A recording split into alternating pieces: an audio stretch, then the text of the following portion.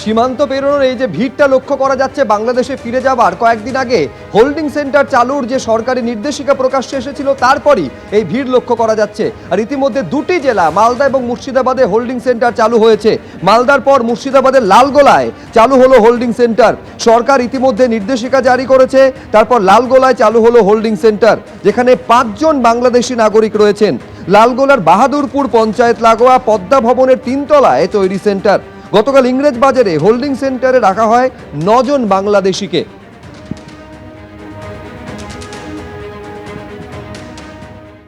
ফুল বেলপাতা দিয়ে বাংলাদেশে পাঠানোই উচিত। তাদের হাতে ফুল বেলপাতা, ফেয়ার অয়েল, মিষ্টি, ছাতা এগুলো সব দিয়ে পাঠিয়ে দিলেই ভালো। আপনি বলুন না, আপনার দেশে বাংলাদেশি কেন থাকবে? বাংলাদেশি কি আপনাকে রাখবে? যে কোনো দেশ, যে দেশের বাসিন্দা নয়, আপনি আপনার বাড়িতে রাখেন না, তো অন্য দেশের লোক এবং তারা ফিরতে চায়, তাদেরকে আর কি করে কেন জোর করবেন? পাঠিয়ে দিন। জীবন কৃষ্ণের স্মৃতিকে ফিরছে শান্তনু সিনহা বিশ্বাসের মুর্শিদাবাদের পৈতৃক বাড়িতে।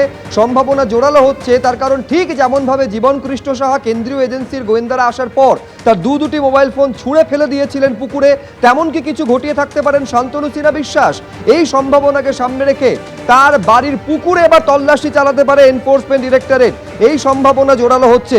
আপনারা জানেন যে প্রাসাদের ছবি আপনারা দেখতে পাচ্ছেন, সেই প্রাসাদে শান্তনু সিনহা বিশ্বাসের এই পৈতৃক বাড়িতে আজ ফের পৌঁছে যান ইডি আধিকারিকেরা। এর আগে শুক্রবার 14 ঘন্টারও বেশি সময় ধরে তল্লাশি চালিয়েছিল ইডি, এবং আজ সকাল 10টায় কান্দির সেই বাড়িতে পৌঁছে যায় ইডি। ইডি আধিকারিকদের সঙ্গে ব্যাংকের আধিকারিক আসেন।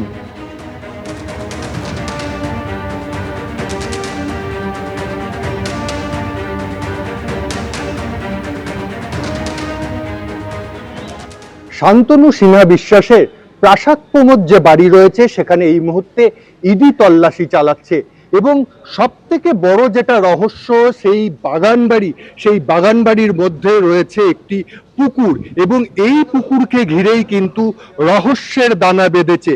কারণ পুকুরের চারিদিকে সিসিটিভি ক্যামেরা দিয়ে মোড়ানো রয়েছে, যেদিকেই দেখা যাবে যে সিসিটিভি ক্যামেরা সেখানে রয়েছে। প্রায় 7টি মতো ক্যামেরা দিয়ে এই যে ছোট্ট একটি পুকুর সেটাকে কিন্তু সম্পূর্ণ ঘিরে রাখা হয়েছে, এবং যেটা সূত্র মারফত জানা যাচ্ছে যে এই শান্তনু সিনহা বিশ্বাস কিন্তু কলকাতায় বসে বা অন্য কোথাও বসে তার মোবাইল থেকে এই পুকুরের ওপর নজরদারি চালাতো। যেহেতু জীবন কৃষ্ণের সময় প্রাক্তন বিধায়ক তৃণমূলের, তার জীবন কৃষ্ণের দেখা গেছিল সে মোবাইল ফোনে জলে ফেলে দিয়েছিল, তার বাড়ির পাশে পুকুর রয়েছে, এখানেও কিন্তু সেই পুকুর রহস্যের দানা বাজছে, এবং যেটা জানা যাচ্ছে যে এই পুকুরের দিকে কিন্তু নজর রয়েছে ইডির আধিকারিকদের। এবং এই এখন সব থেকে বড় প্রশ্ন যে এই পুকুরে কি তল্লাশি চালানো হবে? এই পুকুরে ডুবুরি নামিয়ে, না জল সম্পূর্ণ সেখান থেকে বাইরে বার করে দেখা হবে যে পুকুরে কিছু রয়েছে নাকি? কারণ নানান প্রশ্ন কিন্তু এই সিসিটিভি ক্যামেরা যেভাবে লাগানো রয়েছে তাতেই কিন্তু এই প্রশ্নগুলো উঠছে। একেবারে পুকুরের যে ঘাট আমরা দেখতে পাচ্ছি সেই ঘাট একেবারে সুন্দর করে বাঁধানো রয়েছে, এবং ইডি আধিকারিকদেরও দেখা গেছে এবং পুলিশকেও বারবার দেখা যাচ্ছে এই ঘাটের সামনে আসতে, ছবি তুলছে, সেটাও কিন্তু বারবার করে দেখা যাচ্ছে। এবং এই মুহূর্তে যেমন এই যে বাড়ি রয়েছে, বাড়ির ভিতরে তল্লাশি চালাচ্ছে, মনে করা হচ্ছে যে বাড়ির ভিতর থেকে অর্থাৎ ঘর থেকে যদি কিছু তেমন না পাওয়া যায় তাহলে এই পুকুরের দিকেই নজর দেবে ইডি আধিকারিকরা, এবং অনেকেই মনে করছে যে এখান থেকেই আরো কিছু তথ্য পেতে পারে, বা যে মূল রহস্য এত বড় বাগান বাড়ি তৈরির এবং তার ভেতরের পুকুর, সেখান থেকে কিন্তু সমস্ত রহস্য বেরিয়ে আসতে পারে। ফলে যাবতীয় কৌতূহলের কেন্দ্রে রয়েছে এই পুকুর। সত্যিই কি পুকুরের ভেতরে কিছু লুকোনো রয়েছে? শান্তনু সিনহা বিশ্বাসের মোবাইল ফোন, যার সন্ধান পাওয়া এই তদন্তের ক্ষেত্রে অত্যন্ত জরুরি বলে মনে করছে এনফোর্সমেন্ট ডিরেক্টরেট। সেই মোবাইল ফোন গেল কোথায়? এই পুকুরের মধ্যে কি লুকিয়ে রাখা রয়েছে সেই মোবাইল ফোন? এই প্রশ্নের উত্তর খুঁজতে কিন্তু পুকুরেও তল্লাশি চালাতে পারেন ইডি আধিকারিকেরা, সেই সম্ভাবনা জোরালো হচ্ছে। সরাসরি কথা বলবো, রানা দাস আমাদের প্রতিনিধি কান্দি থানার সামনে থেকে রয়েছেন। প্রশ্নটা এইখানে জোরালো হয়ে যায়, তার কারণ এটা যখন দেখা যায় যে একটা পুকুরকে একাধিক সিসিটিভি দিয়ে মুড়ে ফেলা হয়েছে, তার মানে কি এমন থাকতে পারে এই পুকুরের মধ্যে যার জন্য টানা নজরদারি এই পুকুরের জন্য শান্তনু সিনহা বিশ্বাস এবং তার দলবল চালাতো? প্রশ্নটা উঠছে রানা।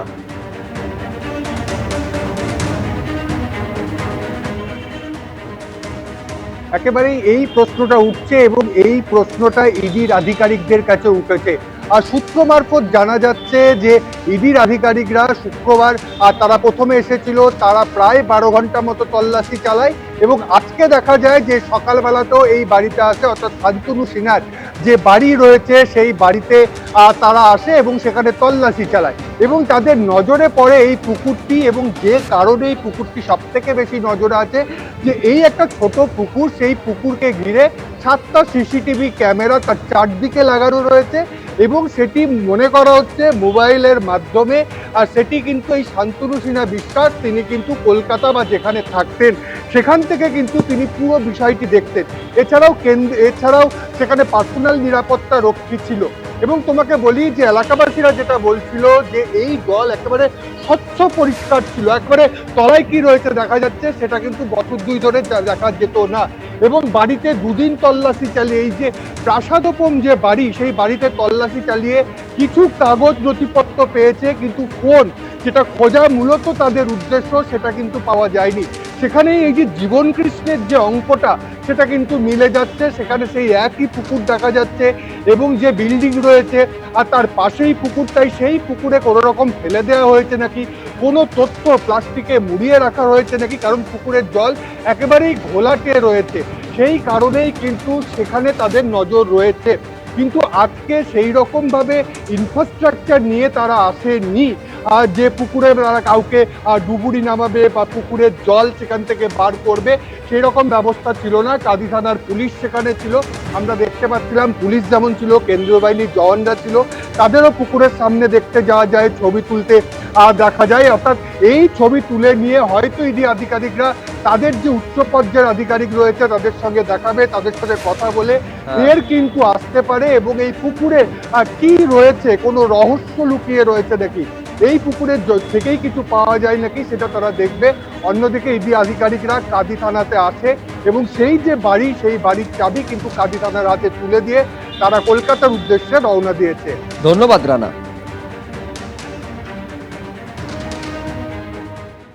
এবিপি আনন্দ, এগিয়ে থাকে, এগিয়ে রাখে।